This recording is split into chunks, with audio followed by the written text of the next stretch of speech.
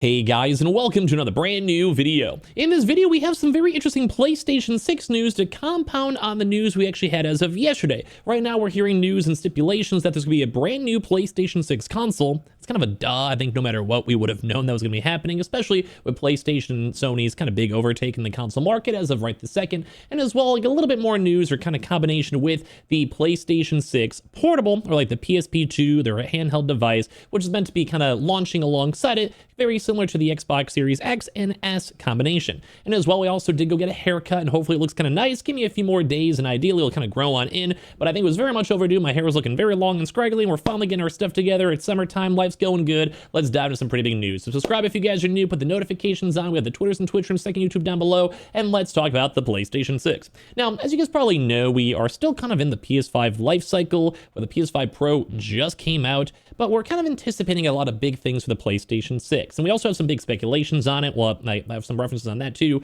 But what I'm kind of expecting is, well, a better GPU, better CPU, bigger memory, and of course, better RAM, and most likely more of a software based.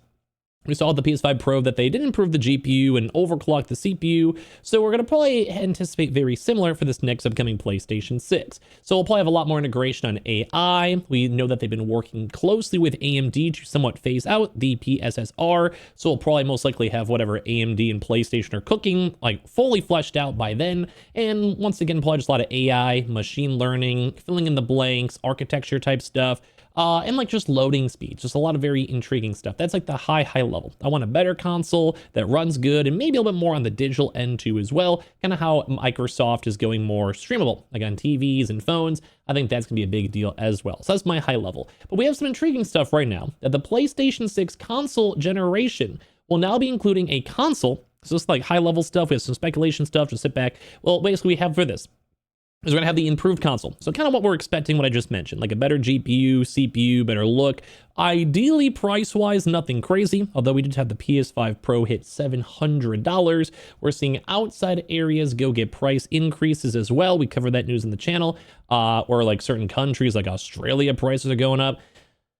So let's go and hope it's not gonna be anything crazy. I think if we're going on speculation side, it's probably be like a $600 console. $500 was like the launch price with the disc for this version. Would make sense. Give us like a $600 console in like maybe 2027, 2028. We'll go from there. So the rumored release date as well, I know it's kind of early to be covering this news, but it's just news of the week. Late 2027, 2028. We saw around October, September as the big launch dates, and like November, big restocking dates. That make a lot of sense. It's only 2 years out, which is crazy. Like, I feel like we just got the Pro, like people barely still have the PS5. We've barely had new games. Xbox has had like 3 games so far.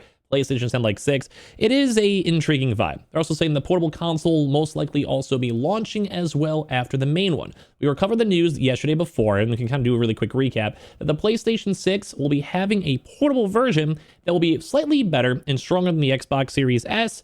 Their SoC will have more of a 40 CUs, less than 40 CUs, and it's also designed to run at a very low voltage. So the idea behind that is that it's meant to be a very efficient, long battery life, and just as the technology keeps improving, getting to the PS4 level, Xbox Series S level, PS5 slightly less than level, will be a lot more accessible and easier to get to, because as technology evolves and gets better, think like the iPhone. The iPhone 5 versus the iPhone 15, although it's only been like 10, 11 years, is a massive leap in terms of performance, hertz, resolutions, colors, everything going on, processing power, and as well should be either sometimes around the same or better battery life. So as time and technology progresses, you have better things like AI, machine learning, or just better technology, cheaper things to mass produce, which makes the cost a little bit better, makes all the stuff designed to be a little bit better. But right now, a lot of people are kind of curious on these leaks, because people were getting upset about this, thinking it wasn't too long and wasn't going to be too good. But we're kind of going back to like the PS6 levels. You know, this is a lot more on the speculation side of what people are kind of seeing,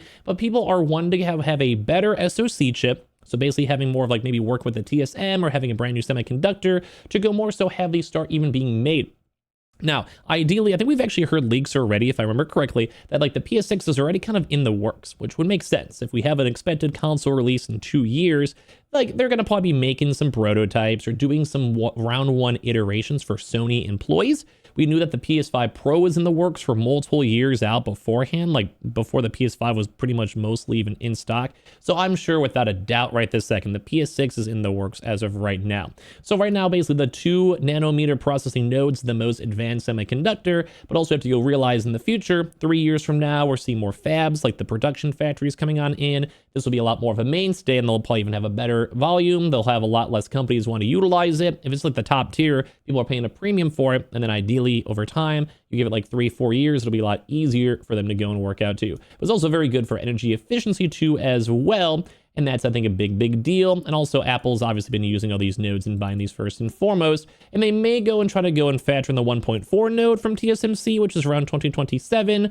But we'll probably be more so expecting the 2 because it'll be more mainstay and cheaper. They also want to maybe be having a better, this is all speculation, like I said, AMD Zen 2 to maybe go to a Zen 6 2 as well, or something new, because we do know that they've been working closely with AMD to make these better internals with the efficiency and capabilities and all that. So they're basically just improving the architectures, have a way better CPU, and with more CPU improvement allows for more overclocking, lower core speeds and temperatures, and everything else should be great, as well as also just overall improving the process nodes coming out for the PlayStation 6, which everything should be fantastic. There's also should be most likely more cores too as well, which makes things a lot easier to overclock, make things like ray tracing and shadow effects run a lot better and smoother, but as well, this would also make it easier for things like ray tracing to be more on the software side. Because if you put a lot more on the software CPU base, it makes just everything so much easier and so much more chill and just is nice.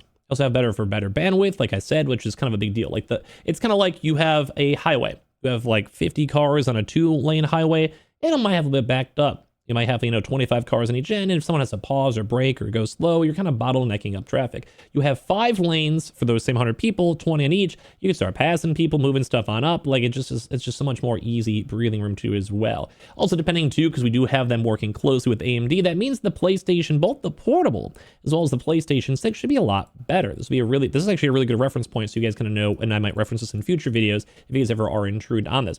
But also just having a better APU, better CPU, just overall better processing unit would make things a lot more better at the end of the day. So this is all intriguing. Now, at the same time, too, a 10% increase, although I'd expect actually a lot more, especially with a multi-year improvement and cheaper price points and everything else, I do think that they should have this be better. Like a 10% is just basically from overclocking. If we can somehow overclock the current PS5 to PS5 Pro from that same core technology, I'd be insulted if it was only a 10% improvement on the current overclockable CPUs. I think that's not good. So they're saying a 4-generation improvement over the PS5 CPU too as well. And I do think this will bring a lot more attention towards the console itself. So that means better AI processing, which we already know with AMD, Pssr, the brand new AMD technology. It's just, that's where we're kind of going. We're seeing that with Microsoft, we're seeing that with game development, and I've always been okay with AI processing, AI development, AI like hosting for these types of like graphics, I guess, for lack of better terms, like, developing trees and filling the blanks for walls. I've always been kind of okay with that. I just don't like it for the creative end. I don't want it making new textures. I don't want it making characters or storylines. Like it can get really bare bones, it can be very basic. Sometimes even at this point obvious. I don't know. I'm not really the biggest fan of that. But for utilizing it for software and basically utilizing it for optimization, I'm kind of okay with that. And if for physics and stuff like that too. Also, same thing too as well, probably improving the GPU, which is probably the biggest deal. Also on a way lower nanometer processor too as well, which should be a lot more efficient, better frame rates, 4K gaming. And a lot of people are kind of expecting maybe a very consistent 40 FPS baseline 4K. I'd expect maybe a consistent 60 if we're going and getting a brand new console with AI integration too as well. But the GPU should also have a bigger boost in teraflops, clock speed. The GPU is above 3.5 hertz too as well. The current PS5 is at 2.23, which would be huge too as well. And they said that clock speed improves everything on the GPU. So basically that's why it either matched or always beat the Series X2, although it had a smaller GPU. They're just very efficient and they're very good with all this type of stuff. And this is the biggest deal. Like the GPU is GPU is probably number one.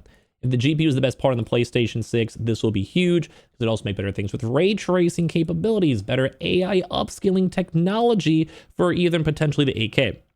8K for some odd reason has not been a big focal point on this one. Maybe it's just not his mainstay, but I can almost guarantee 8K gaming will be the biggest deal, especially with upscaling and AI when it comes to consoles as a whole, and better memory, better VR, better 8K support. Like a lot of this stuff is what we're kind of expecting to as well. Like same with the PS5, they want to make sure the SSDs should be a lot more better with their own internal, like we don't know too much on this one, it's just speculation.